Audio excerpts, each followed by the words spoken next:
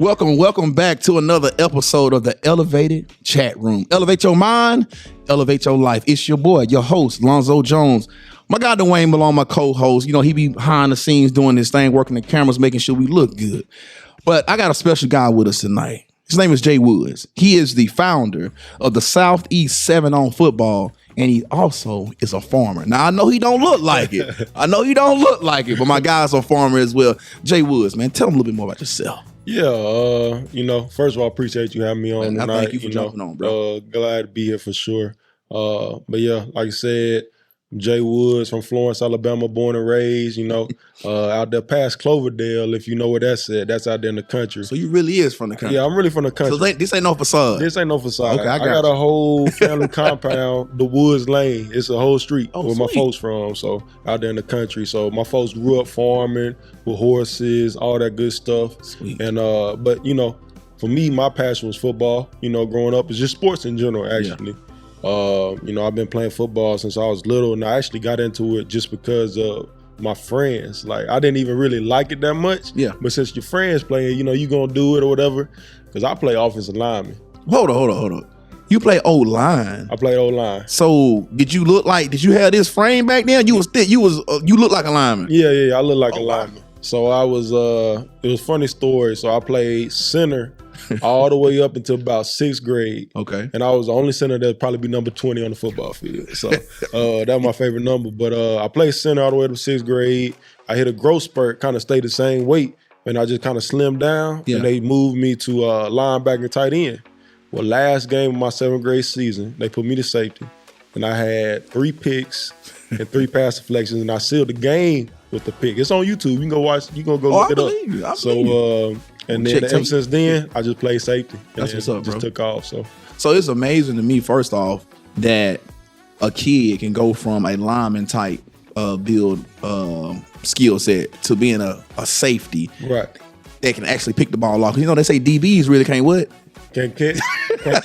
And I ain't gonna lie, I had some brick hands. I probably had about 2 or 3 picks in college I should have had, just went straight through my hands. So that saying is still true to this day. But yeah, man, it definitely was a hard transition though, because your whole time you're not playing in space, you're not seeing the ball in the air. I'm snapping the ball and going to block somebody. Yeah. But I made it happen. So man, I played safety in high school.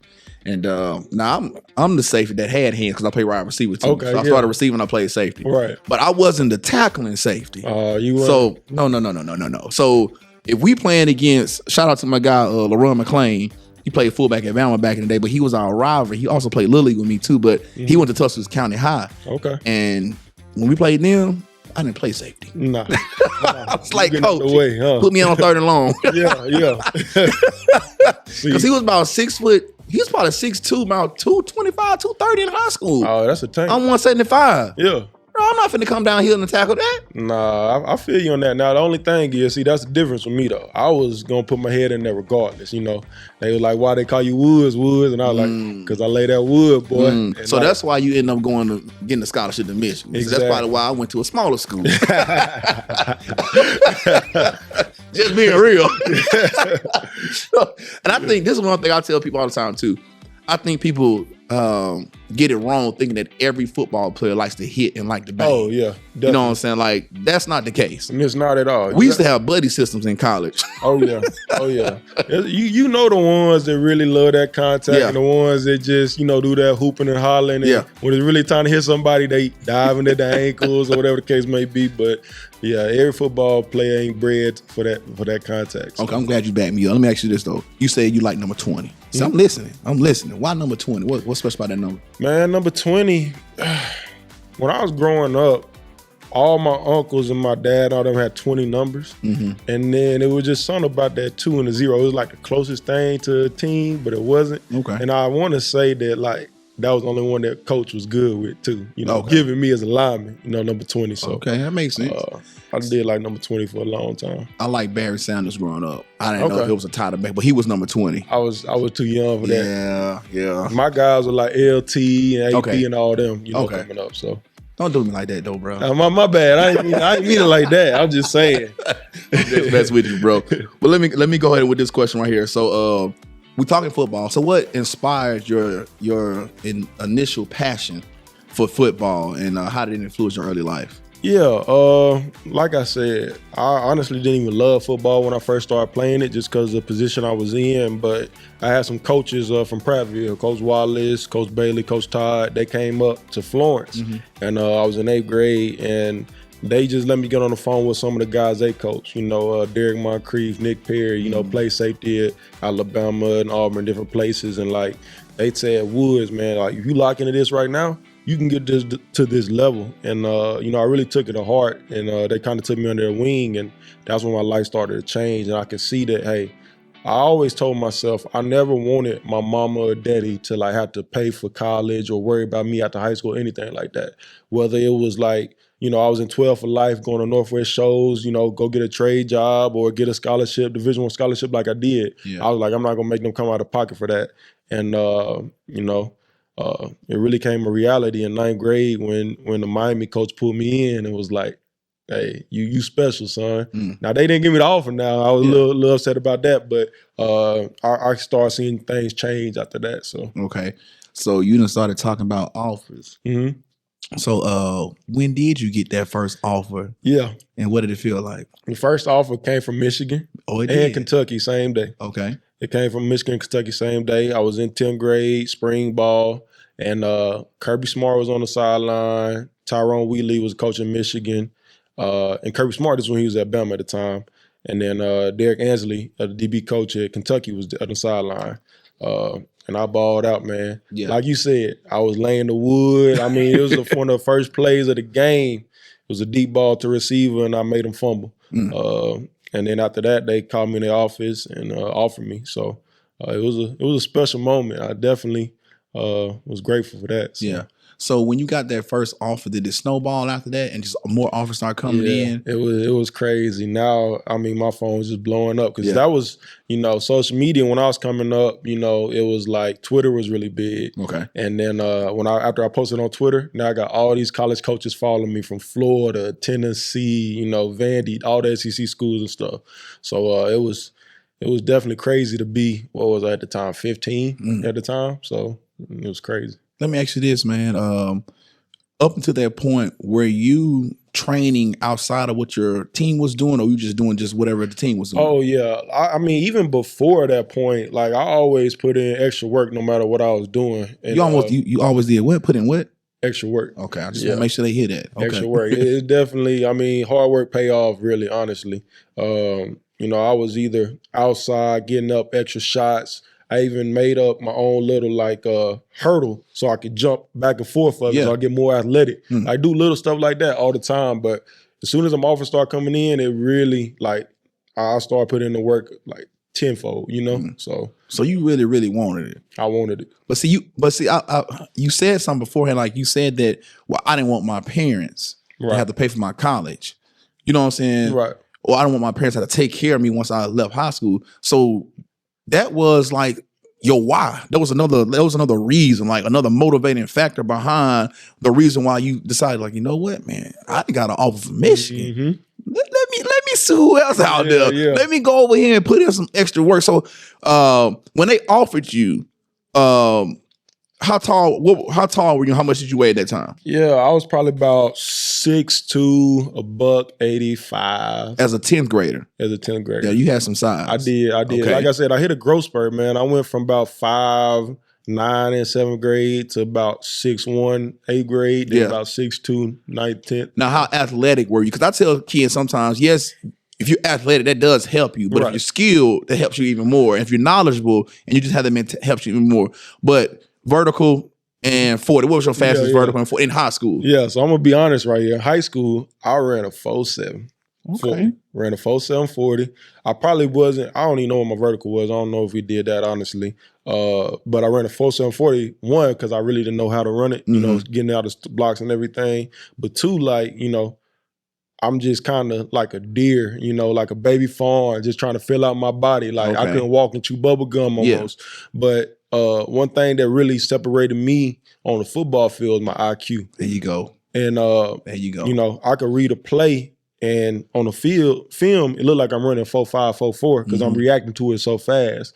But in reality, it's just I'm already seen it because I don't watch the film. I sit down with my coach every Sunday before the games and stuff like that, or before the week even start. We dissect the film, we reading keys and things like that. So that really helped me play. Now, when I got to college, I started running 4.5 and stuff like that because I learned how to do it. But I wasn't even the best athlete on my team. That's what I always tell people, and even the kids that I coach today. I wasn't the best athlete on my team, but I did everything right to make sure I'm in the right spot to make the play. You know? Yeah, see, I'm big on details. I had to tell my kids today, this is basketball practice. I had to tell them, you got to fall in love with the boring. Got to. You know, they not paying attention. So I told you earlier how I had to make them run. I was like, y'all, like if we're gonna win this thing, we're gonna win it all. Like it's the little things that get us beat when you got a guy on the backside of my zone that's not down the block, and the guy get the rebound on the opposite side, just lay it back up. You're supposed to be there, right? You know, it's little things that we go over this, so they over there like, man, I'll be glad when we get to screaming. I was like, look, we're gonna get this right. You know what I'm saying? We got to fall in love with the boring. So, like I said, I'm just big on details. I like the fact that you are honest with your the kids you coaching. Right. Like, bro, you ain't got to be the most athletic. You don't. You know what I'm saying? But you need to be one of the smartest if you're not super athletic. Right. You see what I'm saying? Like, you got to find something. You got to be one or the other. Now, you can't be unathletic and not smart, you know? Now, if you are athletic and you smart, now it's a plus, you know? But we going to I try to, like, every time we practice and stuff, too, I do harp on, like, you know, eating right, working out, stretching, make sure you're hitting the jump rope. You know what I'm saying? Like, to build the athleticism, because in today's game, you know how it is now. Shoot, you can go recruit a 22-year-old out the transfer portal instead of getting this young buck that got potential, but he can't play right away, you know? So we was going to get to the transfer portal a little bit later, but since you already said so. Since you already said so. What's your thoughts on the portal? Is it good? Is it bad? Is it what's your opinion on the transfer portal? I think, honestly, the transfer portal is good, but they need to regulate it better. Like when I was in college, I think it was solid because it was like, you know, you could transfer and play right away if you graduated or, you know, if you had to move closer to home for any type of, you know. Like a hardship. Anything like that, right?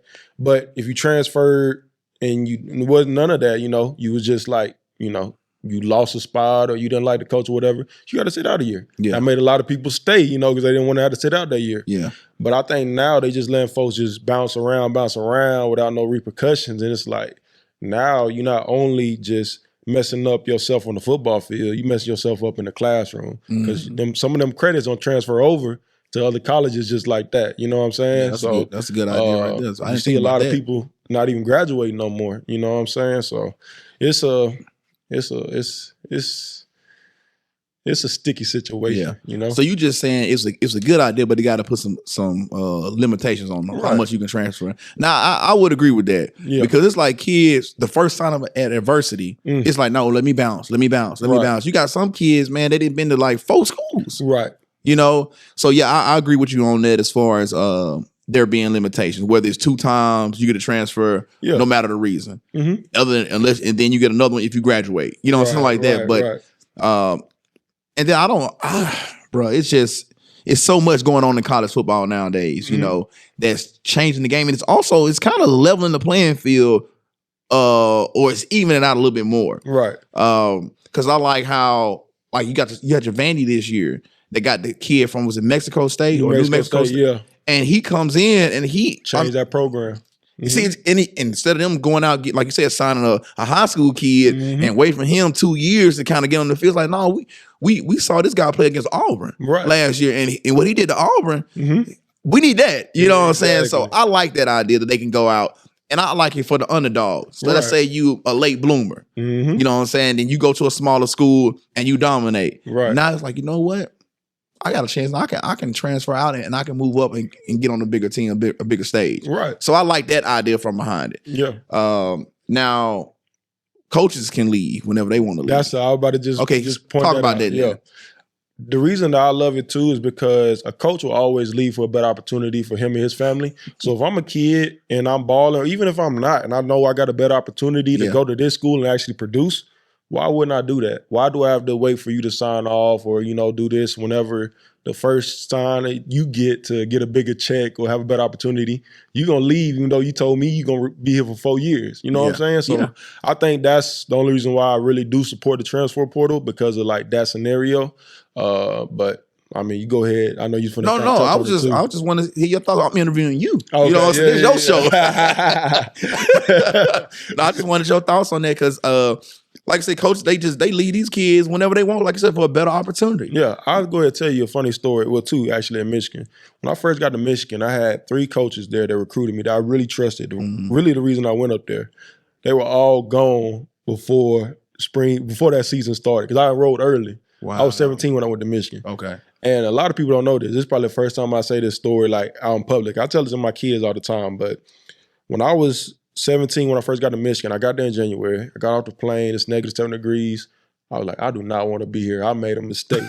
Because I'm going to Michigan on my visits in the summer, early games, stuff like that, And then like school get to going, workouts get to going. I'm doing good. I mean, Coach Harbaugh giving me praise and everything, but I'm just like, I'm not happy. I'm 10 hours away from home. I can't just go down the street and see my folks and nothing like that.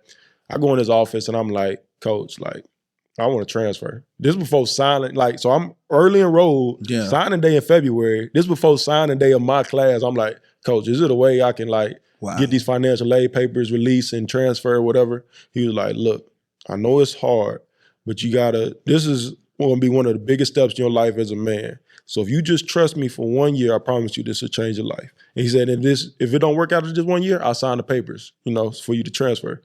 And, thank God he didn't let me transfer because I had a great experience in Michigan. I really do appreciate Coach Harbaugh for that. But it was definitely like a you got to man up right here, because you can't just run home to mama or daddy or, you can't get that home cooked meal and you can't get that warm weather. All that stuff just changed for me night and day. And it was just hard on me. So, but see that is something that helped built you. Oh. You know what I'm saying? Help shape you. Right. You know what I'm saying? People don't understand. They don't really understand what it's like to be a college athlete. Exactly. And then a football college athlete, it's different. Totally different level. It is different. And they just, until you actually step into it, because I be telling these kids that be getting these scholarships at these schools, I was like, bro, let me just sit down and tell you what it was like for me. Yeah. You know what I'm saying? When I thought I was going to go home on the weekend when my first summer camp, and they slapped this binder down, it was about that thick. And they had every day playing for like the next month and a half. Oh, yeah. So I had to call my mom and dad, like, look, y'all want to see me, y'all got to come up here. Exactly. And I'm only 2 hours away. Yeah. You know what I'm saying? So I was like, if you don't really love the game and have a deep why, you're going to quit. You're going to quit. You get up out of there. Yeah. You know what I'm saying? So, but it shapes you as a man, as a person. You learn so much about yourself, man. Right. We used to have like 4 days. Like this was back before they did these regulations. Yeah. So it was old school. Yeah. Like, and we banged. So our practice jerseys was white and red. Yeah. Okay. So if you was hurt, you wore orange. Okay. If you was injured, you wore blue. By the time halfway through the camp, we like the Florida Gators out there, bro. Everybody we couldn't even scrimmage because all the linemen was. We didn't have enough linemen to scrimmage. Because I'm telling you, we would hit and Jack Crow, our head coach, he was old school. He coached down at Auburn when Bo Jackson was down there, bro. Like I'm telling you, like it was just that bad, but it built us. It shaped us. You just learn so much. So I sometimes, and I know it's nowhere near as detrimental as the military. Right. But I was like, man, you should go to the military or you should go play some college ball somewhere. Build that character. Build that character. So when you was at Michigan, what stood out to you the most? What did you take away from Michigan? What was that thing that stood out to you the most in Michigan? Yeah, I think the number one thing that stood out the most for me in Michigan was just the program history. Like that tradition that Michigan has and that network across the world. Like, Michigan is just such a known prestigious school, and you see that block him everywhere. Like when I committed, I didn't know there's so many people from Michigan in this area. Like I'm a Michigan fan, all these things. And Coach Harbaugh, he took us around the world on these trips. He took us to Rome my first year. He took us to Paris the second year and South Africa the third. That's awesome, bro. And like everywhere we went it was like people like, oh, I'm from Michigan. I went to school in Michigan and now I'm living over here. And like, just seeing that network was just mind blowing to me because me personally, I'm just like, Alabama. I never even been on a plane before I went to Michigan. So, Oh, wow. It was very, just south. And now I know all these connections around the world. And I was like, wow, like that Michigan experience really did something for me. So That's dope. that's probably the biggest thing. So you got a lot of exposure. A lot of exposure. A lot of exposure. And of course, playing in the biggest stadium in college football against the biggest rivalry, Michigan High. Look, I'm from Alabama. Yeah. I know how Auburn, Alabama is. Yeah. But I'm telling everybody right now, this is the time I can look in the camera right here. Michigan, Ohio State is the biggest rivalry in college sports, period. I mean, those people hate each other and it's just so like prestigious with it too. And, I'm an Auburn fan, by the way, War Eagle, but Michigan, Ohio State for sure. So just talking about the big house. Right. Bro, what was that first time you actually, not you dressing out and being on the sideline, but that first time you got on what was that like, bro? Yeah. Well, I would say it was my first game. My first game was actually in the Dallas Cowboys Stadium. We played Florida. We came out with the all maize jerseys. That was the first year we did it. Okay. And I was on kickoff and I was so nervous. But on the big house, it was a different level of nerves just because like this is a stadium where y'all probably worked out in y'all stadium in the summer, ran bleachers and stuff like that. I'm doing it like that. And to actually be on the field with the crowd and the atmosphere, it was crazy. And I could tell you I threw up before the game. I was nervous. And I'm only playing special teams. I got a little burn, like, because I think we played like Cincinnati or something like that, so we beat them pretty bad. I got a little burn at the end, but I'm only playing special teams. I was just nervous. But, it be like that, man. Yeah. It's funny. I've been, me and Wayne, we've been speaking at schools and stuff for probably about 10 years now. And if I don't use the bathroom in the morning before I speak, bro, my stomach just, and I'm ready, I'm prepared, but I'm like, hey, you already know when I gotta go. Yeah. But that's one thing I did learn too, like, the moments where I felt nervous is like, that's because I'm like ready. You know what I'm saying? Like if I wasn't really bought into whatever I was doing and wasn't nervous, then I wasn't really performing well. But the times I was nervous and like really, you know what I'm saying, got that butterfly in my stomach, like ready to go. Because you know how it is. After football, once you make that first contact and hit, you ready. You ready to go now, you know? But see, it was a little different though playing receiver. Like you get that first hit, you want to get hit. But then when you know that they call that play where you got to go across that middle, it's like, oh man, here comes the butterflies come again. Oh yeah. But like I said though, but you're right though. That I always say, even with quarterbacks, the first time they get that first hit, how you gonna react? Right. You know what I'm saying? How you gonna bounce back? He's gonna get up. He'll fight. He's gonna lay on the ground too long. You know, stuff like that. So you definitely right on that, man. And just that whole college experience, man. I recommend anybody that's a college athlete, whether it's a big school or a small school, hey, go try it. Right. If you got an opportunity to go play ball somewhere, hey, give it a shot. Put in max amount of work you possibly can. Give it a shot and just see what happens. Because you never know the connections you will make. Exactly. You see what I'm saying? And so you went to Michigan on a scholarship. How did you end up at Duke? Yeah. So went to Michigan, like I said, early. So I graduated early too. Okay. I graduated in 3 years. And then once I graduated, I decided to transfer out from Michigan, and Coach Cutcliffe, David Cutcliffe, I remember him. He had recruited me in high school at Duke, and he was still at Duke. So as soon as I got in the portal, it was like him, and then Texas Tech, and like a couple other like Illinois stuff like that hit me up. But it just resonated with me with him just because he was always more about the stuff off the field with football. And I think at this point in my career, with so many concussions and injuries, I kind of seen the writing on the wall. Like, even if I was to play on the next level NFL, I didn't want to play for a long time just because I didn't want to be 30, 40 years old and my head beat in or I can't walk and stuff because I like to do stuff like outdoors a lot and stuff. So when I went to Duke, it was more of a like, hey, this elevation thing because, Michigan degree, Duke degree, with the connections around and stuff like that. Like, it's hard to go wrong with that. So, I ended up going to Duke with Coach Cutcliffe and Coach G and playing up there for 2 years and graduating up there too. Okay, so you got what did you get your degree in Michigan? Yeah, I was sport management at the School of Kinesiology. And then at Duke, I got my master's from the Fuqua School of Business and a master in management studies. So 2 pretty solid degrees. I wanted to go to be an engineer in Michigan, but you know how it is with football.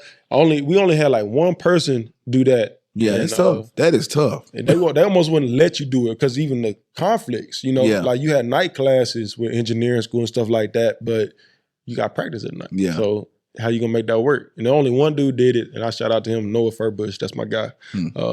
But yeah. So you ended up at Duke. You got your scholarship. You was a graduate student. So you graduated from Michigan, and then you hit the portal after you graduated. Boom, and you didn't have to sit out a year. No, I didn't have to sit out because I graduated. Okay, I just want to make sure the crowd understood that. Right. You do the 7-on. I see you out there working with the 7-on-7 football, and I introduced you as the founder of Southeast 7-on football. Explain to them what that is and why you created it. Yeah, Southeast 7-on is a youth organization for the kids in the Tennessee Valley area to kind of elevate their game through the, non-contact drill 7-on-7. It's a drill that we do in the summer in college. It's a drill that you do during the season, a passing drill where 7 guys on defense, 6 on offense plus a quarterback, and they're in a non-contact drill. And the biggest thing that I do is in the summer is my youth summer league. So that's more like your team schools like Florence, Muscle Shoals, Brooks. We even had Lexington. We had kids from up in the Decatur area and central area as well come out and play. And you compete with your guys that you're going to play the regular season with. That's good. I like that idea. So you're building that team chemistry. You're building, you're getting out all those little kinks and things like that. And you're also just developing yourself, at a young age. I mean, you see how the game's changed. Yeah. Spreading the football out now. You got to be able to throw it, run, and make people miss and make plays in the air if you're on defense, right? So there's a perfect opportunity for guys to do that. And from there, we'll have a full season go from about June to the end of July, beginning of August, right before camp starts. And we'll select the best players for our travel team. And that's where I got my guys from the NFL, Benjamin St. Just, Quiddy Pay. They come in, sponsor, take care of the jerseys, things like that, and the tournaments. And then we go out to play in Atlanta and Cincinnati and Knoxville. So, really get that exposure piece of it, show them what, the type of talent they got to go against. Not just these high school kids, but, some of these kids going to be, second year, third year players in college by the time you a freshman. So you need to go watch these kids now just knowing that, hey, by the time you get up to college, you're going to compete with them too. Yeah, so you got to see them other dogs that's out there. Exactly. And it's some people, I was telling my brother-in-law when he was in high school how it was going to be, I was like, bro, you've been raised very well. Both parents in your home, you pretty much, you living a good life. Right. These guys you finna go up against college, they didn't have that. They got a different type of dog in them. So you got to be real. A different type of why, like we just said. Yes. A different type of why. Yes. Make sure your why is strong enough. Yeah. I always say, man, if your why got to be strong enough to when life knock you out, it got to be strong enough to lift you up back up off that mat. Because if that why ain't strong enough to get you up off the ground, bro, you might as well don't even go out there and even try it. Because there's somebody out there, you know what I'm saying, that if they don't get it, then they don't have no other way to eat. No other. They don't see no hope. Right. Outside of if I don't get this scholarship, if I don't get to college and be a beast, right? You know what I'm saying? So, but it's a different mindset, though. You got to tap into it, and I think it's harder sometimes for kids that have been brought up, you know what I'm saying, a certain way. So that's why it's like even with my sons, it's like no, like I'm gonna push y'all, I'm gonna make y'all when I'm training y'all gonna dang near hate me. Right. Because I'm preparing you for that guy. Exactly. That's gonna come up and he gonna want to take your cookie. You know what I'm saying? Right. I mean, that's real. That's real. I mean, you got because I have both parents in the home and stuff like that. And but I seen them, we started off in the apartments and we started off, not some good places in Florence and stuff like that. But I seen them put in that work. And that's what built that, instilled me, that work ethic in me. And I also seen the guys, my best friend, Dajon Turner, Poppy. He got a hell of a story. Yeah. Maybe need to get him on. I might holler at him. We'll link up with him. Yeah, he got a hell of a story. But, I know his why was different too. Yeah. But we both came together, pushed each other. He went to UAB, played 5 years, one of the top corners in the nation at one point in time. Got his master's from the UAB as well. Got a good job down at Birmingham now. Sweet. But if you seen his story, it'd be like he wasn't supposed to make it. But then we pushed each other. We both kind of ate off each other's why, and we ended up getting there. So you got to have that strong why, like you said. Yeah, like I said, man. just talking to you before we even sat down for the actual podcast, bro. I was like, man, this dude right here, he got wisdom. Like, that's beyond your years, man. So don't take that lightly. You know what I'm saying? And don't misuse it. Yes, sir. You see what I'm saying? Like, Yes, just sir. being honest with you. You know what I'm saying? Because like you was kind of telling, there's going to be people coming from left and right and all this kind of stuff, man. Just ask God to give you discernment on stuff, bro. And just keep it moving, man. Do stuff for the right reason. You know what I'm saying? Always looking to give back to the community, kids, man. Right. And life, God will see that you will continue to be taken care of, bro. Like, real talk. Yes, sir. Like I said, you impressed me, bro. I'm gonna be honest. Like, it takes a lot to impress me. I'm people's worst critic. Like, I'm right. You know what I'm saying? Yeah. Because my thing is this: like, everybody else patting you on the back. I'm looking for those 2 or 3 things that I see that you really need to work on. Right. You see what I'm saying? Exactly. I'll build you up. You know what I'm saying? I'm gonna be like, yeah. But listen. Like with my boys. Yeah. Come out, get in the car talking. I was like, you had a good game. Yeah, you scored 20 points, but you didn't hustle on this play. Right. What happened on this play? Exactly. You know what I'm saying? So you haven't made it. Nobody has made it. Even as a dad, I'm still striving every day to be better. You know what I'm saying? Right. I dropped the ball. I'm still trying to, you know what I'm saying, get to that mark. But yeah, man, just keep doing what you're doing. Keep giving back to these kids, man. They need that. Especially a young role model that can even relate to them even more. You know what I'm saying? Because sometimes, they look at cats that's 50 plus, 45 plus. I ain't gonna say 40 because I'm about to hit that. So I look at these older people like, yeah, but you don't understand. But see, now you can be like, no, I get it. Exactly. You know what I'm saying? I'm 10 years removed from being 15. Right. That's crazy, bro. Exactly. When you really think about it, 10 years ago, you was 15 years old.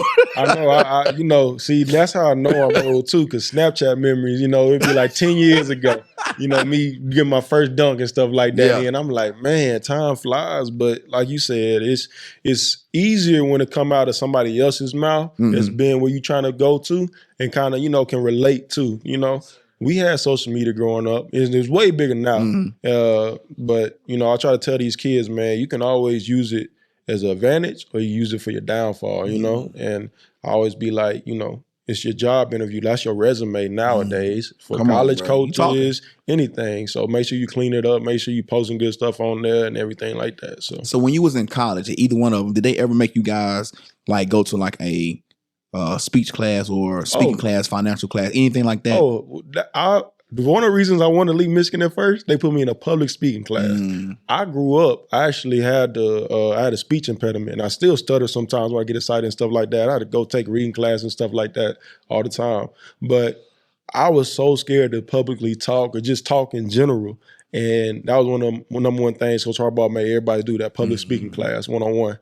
And I'm really glad I did it because it kind of helped me get over that fear. And the more and more I do it, the better I get at it. But we definitely had to take all of that. We had the social media training, media training, the financial stuff. They really prepare you, So. Okay.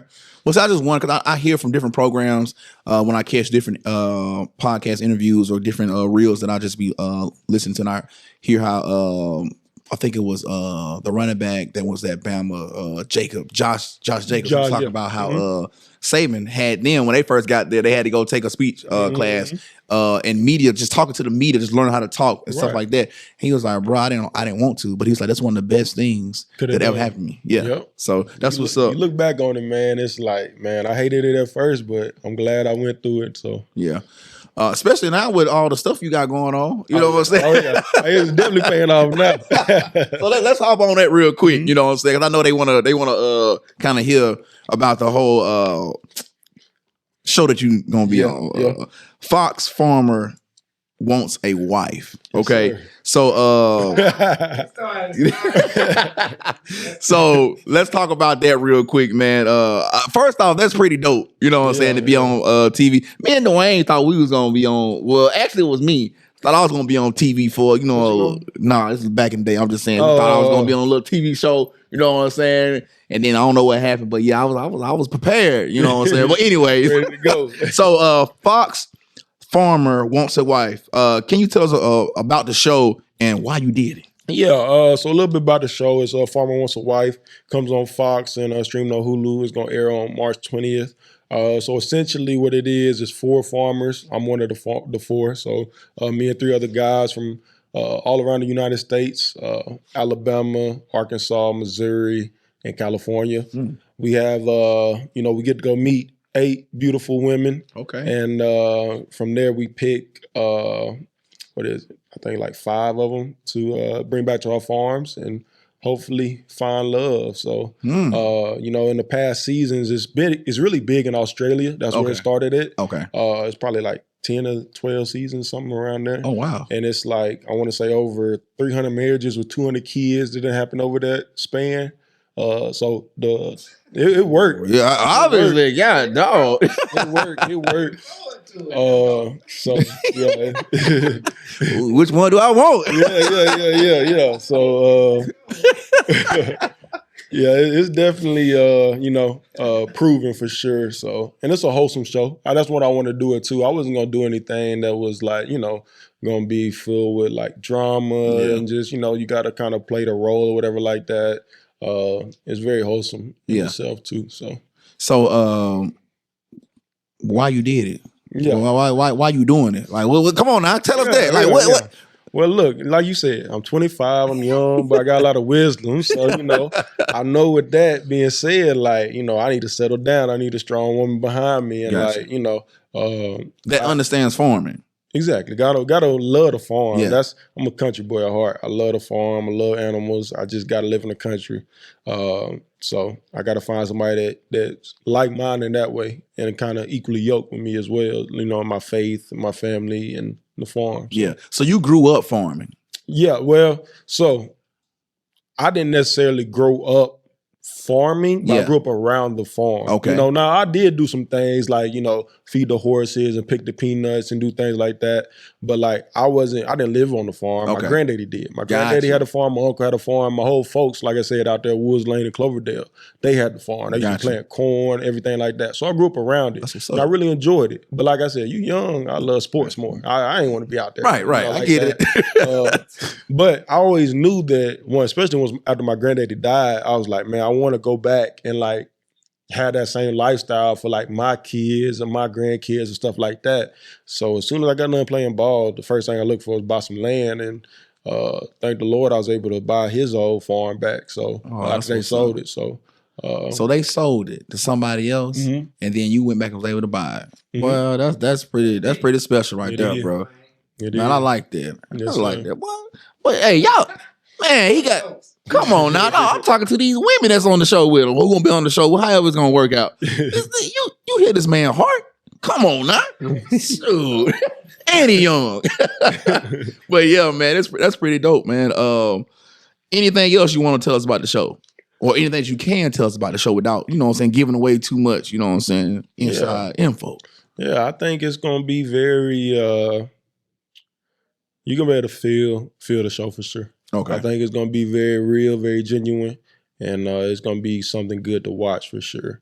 And exciting, you know, see your boy on there for sure. So, so what's up, man? How did you get cast for the show? Like, how did that happen? You know, funny story. So my sister, she was getting married. Okay. She actually got married this past July, and this was around May. She's a cheerleader coach at Decatur. So they had her cheerleaders had a wedding shower for her before the end of the school year. I went up there, and then one of her coworkers was like, oh my gosh, your brother, you know, whatever. My sister, you know, I'm the baby brother. So she's like, hey, don't do that now. Like, you know, that's my brother. But she's like, no, I think it'd be perfect for this show. And told her the show, Farmer Wants a Wife. I never heard of the show before, and she never heard of the show before. Yeah. I just shrugged it off like, whatever. Literally like a day or two later, like, you know, reached out to me like, hey, you know, that would be perfect for this show. Like, are you single? All this stuff. Are you looking for love? I was like, man, this is a blessing in the sky. Yeah, that's like, what's up. You know, so I ended up doing it, and you know. So it's funny sometimes how things that you're not looking for, but they're looking for you. Right. You see what I'm saying? It is. And I truly believe that if you're not the type of person that you should be or trying to become, right, you're not growing, you know what I'm saying, and maturing, then those things just don't happen to anybody, bro. Right. You know what I'm saying? Exactly. Like, and I know we all got our flaws, we all do stuff, you know what I'm saying? Right. But, nobody perfect. Right. I tell this all the time to my kids all the time. Like, I'm not perfect. Just because you might see all the good things on social media, first of all, a lot of people not gonna post their bad stuff on social media. So that's the number one thing.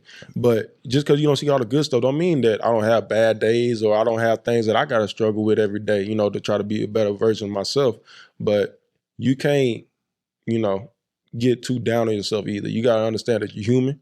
Somebody done been in your position before and got on the other side. Yeah. So you gotta, you know, be able to be tough and push it, persevere over that. So let me ask you this, bro. Going back, when we talked about the show, you gave us a teaser. You told us we good on the show. Yeah. Let's go back to your college football days. You know what I'm saying? I want to know what type of coach was Jim Harbaugh? Was he one of those that was hands-on with the X's and O's, or was he more like a motivator and a culture guy? Yeah, both. I would say Coach Harbaugh, he's one of the greatest coaches to ever coach, honestly. Gotcha. Just because he's able to get the most out of people around him. And it might not be, you know, a traditional way or anything like that. Because if you watch his interviews and stuff, some of the things he say it kind of like got you thinking, like, you know, he don't just say stuff just straightforward. Yeah. He got something behind every message. But he always get his point across, and he gonna make sure that he's not sugarcoating anything. That's one thing I loved about him. When I first came in his office, he said, look, like, essentially, once I especially out of the committee, he said, you scratch my back, I scratch yours. And that's just how the world works. Like, you know, you do something for me, I do whatever I can for you. But if you out here, you know, you're not doing nothing for me, or, you know, you're not putting in the work or doing nothing like that, don't come and ask me for anything, you know? And that's just being real. Yeah. And I really appreciated that. So he was a great guy, man. My grandparents love him. They got the picture hanging up of him when they got to meet him in the big house and stuff. So I really appreciate Coach Harbaugh. That's what's up, man. Anything else you want to say, man, concerning the show, or anything else you want to leave with the people, man, before we close it out? My guy, you done killed it. I mean, man, I just appreciate it. I just had a good conversation with you, man. So, yes, sir, man. I really appreciate you bringing me out here. You know, like I said, just anybody out there in Florence community, especially youth and everything, if you ever need something from me, just feel free to reach out. That's one thing I feel like my purpose on this earth is to like serve others and, you know, help other people. So if you ever need something from me, whether it's just talking or just, you know, somebody listen to whatever, just let me know, man. Where can they find you at, my guy? Yeah, you can reach out to me on social media. Jamark Woods, just full name. Instagram, Facebook, same thing. Southeast 7 on Instagram and Facebook as well. Just reach out. I usually try to check it. Right now, the DM's a little crazy right now, but I definitely try to get back to you if I can't. So, yeah, that's it. So that's gonna get us to the end of the episode, y'all. We had Mr. J Woods, man. He's a future star on TV. Catch him on Fox Farmers Want a Wife. March what? March 20th. March 20th. Y'all check him out, man. Thank you, yes, thank you, bro. So that's it. Like, share, comment. That's another episode of the Elevated Chat Room. Elevate your mind, elevate your life. We out.